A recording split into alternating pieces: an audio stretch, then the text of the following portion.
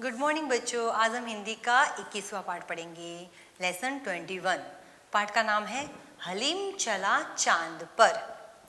हलीम क्या हो सकता है? एक बच्चे का नाम हो सकता है। हलीम नाम है, हलीम चला चांद पर। चांद आप सबको मालूम ही है, मून। हम सब देखते हैं ना नाइट में, तो चांद का अर्थ है मून। हलीम चला चांद पर। पेज नंबर 107 ओपन कीजिए। यहाँ पे आपको क्या दिखाई दे रहा है? एक बच्चा और चांद दिखाई दे रहा है। तो हम ये कहानी है पढ़ेंगे। हलीम ने एक दिन सोचा, आज मैं चांद पर जाऊंगा। तो इस कहानी में एक बच्चा है, उसका नाम है हलीम। तो उसने क्या सोचा? हलीम ने एक दिन सोचा, आज मैं चांद पर जाऊंगा। तो वो सोचता है कि आज मुझे चांद पर जाना है, या मैं आज चांद पर जाऊंगा। वह रॉकेट के कारखाने में गया और एक रॉकेट पर बैठकर चल दिया। तो पहले तो यहाँ पे हलीम नाम का एक लड़का है, वो सोचता है कि आज मैं चांद पे जाऊंगा। फिर चांद पे जाने के लिए चांद पे कैसे जाते हैं? रॉकेट से जाते हैं ना। तो फिर वह कहाँ गया? वह रॉकेट की कारखाने में गया।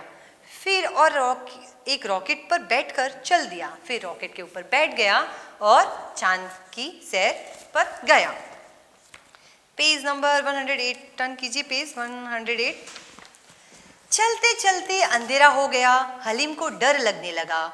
उसको तो चांद तक का रास्ता पता नहीं था, और वह रॉकेट के कारखाने में गया और रॉकेट के ऊपर बैठ गया और वह चांद के ऊपर जाने के लिए निकल गया। चलते चलते अंधेरा हो गया। हलीम को डर लगने लगा। उसको तो चांद तक का रास्ता पता नहीं था, और जब वह चांद पे जा रहा है तो चांद तो दूर ही है, तो चलते चलते अंधेरा हो गया। हलीम को डर भी लगने लगा। आप सबको भी डर लगता है ना अंधेरे से, वैसे ही हलीम को भी डर लगने लगा, और उसे तो चांद पर जाने का रास्ता भी मालूम नहीं था। थोड़ी देर में उसने चांद देखा और वह खुश हो गया। लेकिन थोड़ी देर में उसने चांद को देखा और वह खुश हो गया। Page number 109। चांद पर हलीम को खूब सारे गड्ढे दिखे और बड़े बड़े पहाड़ भी, लेकिन वहाँ कोई पेड़ या जानवर नहीं थे, लोग भी नहीं थे। फिर हलीम चांद पर पहुँच गया और उसने वहाँ पे क्या देखा? तो चांद पर उसने बहुत सारे गड्ढे दिखाई दिए और बहुत सारे पहाड़ भी उसने देखे, लेकिन वहाँ पे क्या नहीं था? वहाँ पे पेड़ नहीं थे और जानवर नहीं थे और कुछ लोग भी नहीं थे। हलीम ने सोचा, ये भी कोई जगह है? तो फिर हलीम क्या सोचता है कि ये भी कोई जगह है, यहाँ पे लोग तो है नहीं, जानवर भी नहीं है और पेड़ भी नहीं है। चलो वापिस घर चले। वह रॉकेट में बैठकर घर लौट आया। फिर उसने सोचा कि चलो अब घर चले जाते हैं, और वह वापस रॉकेट पे बैठ के घर आ गया। तो आपको समझ में आ गई, इस कहानी में एक छोटा सा बच्चा है जिसका नाम है हलीम।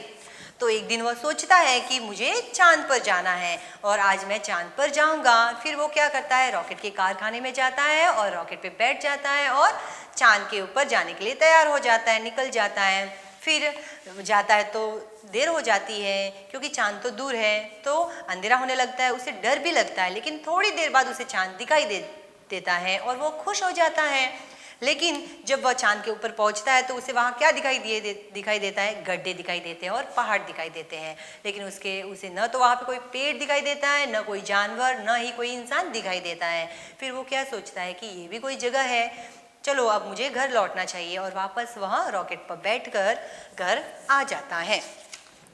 पेज नंबर 110 ओपन कीजिए। यहाँ पे कुछ क्वेश्चन आंसर होंगे। Page number 110। हलीम को रास्ते में क्या क्या दिखा होगा?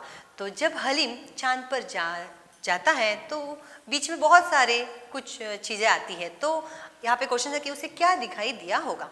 तो बड़ी बड़ी इमारतें, अगर हम आसमान में जाएंगे तो नीचे हमको क्या क्या दिखाई देते? बड़ी इमारतें दिखाई देती है, बादल भी होते हैं आसमान में, क्योंकि वो आसमान से ही जाएगा ना, तो उसे बड़ी बड़ी इमारतें दिखाई देगी, बादल भी दिखाई दिए होंगे, हवाई जहाज, तारे, उपग्रह, पेड़, सूरज, पतंग, ये सब दिखाई दिए होंगे। तो आपको लिखना है बड़ी बड़ी इमारतें, बादल, हवाई जहाज, तारे, उपग्रह, पेड़, सूरज और पतंग। नेक्स्ट, कहाँ जाओगे? हलीम चांद पर जाना चाहता था। तुम कहाँ जाना चाहते हो या चाहती हो? कैसे जाओगे? देखो, हलीम तो चांद पर जाना चाहता था, वो कैसे गया? रॉकेट पे बैठ कर गया। तो अभी आप कहाँ जाना चाहोगे और कैसे जाओगे? तो आप किसी में से कोई भी एक बोल सकता है। आप कहाँ जाना चाहोगे? तो बादल पे। तो बादल पर कैसे जाएंगे? हवाई जहाज से जाएंगे। पहाड़ों पर कैसे जाएंगे? हम कभी भी जाते हैं ना पहाड़ की सैर करने के लिए, तो बस से जाते हैं। नानी के यहाँ तो बस से, कार से भी जा सकते हो, पास में ही नानी का घर है तो स्कूटर से भी जा सकते हो। पेज नंबर 111, यहाँ पे क्वेश्चन है डर। हलीम को अंधेरे से डर लगता था। जो हलीम छोटा सा बच्चा था उसे अंधेरे से डर लगता था। आप सबको भी लगता है ना। तो यहाँ पे क्वेश्चन है तुम्हें कब डर लगता है? तो हमारा आंसर है जब घर में कोई ना हो और बिजली चली जाए मुझे डर लगता है। सच बात है ना, अगर घर में कोई ना हो, मम्मी पापा ना हो, आप अकेले हो और लाइट चली जाए तो आप डरते हो ना, क्योंकि अंधेरा हो जाता है और अकेले होते हो तो डर लगता है। रात को अकेले घूमने में डर लगता है, रात को अंधेरा होता है तब भी अकेले घूमने में डर लगता है। फिर तुम क्या करते हो?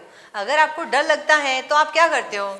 लाइट चली जाए तो मैं तुरंत ही सारे घर में मोमबत्ती जला लेती हूँ, पापा और माँ के साथ ही बाहर जाती हूँ। तो अगर अंधेरा हो जाए, ऐसा कुछ डर है तो हम क्या करेंगे? अगर लाइट चली जाए तो हम मोमबत्ती जलाएंगे, कैंडल।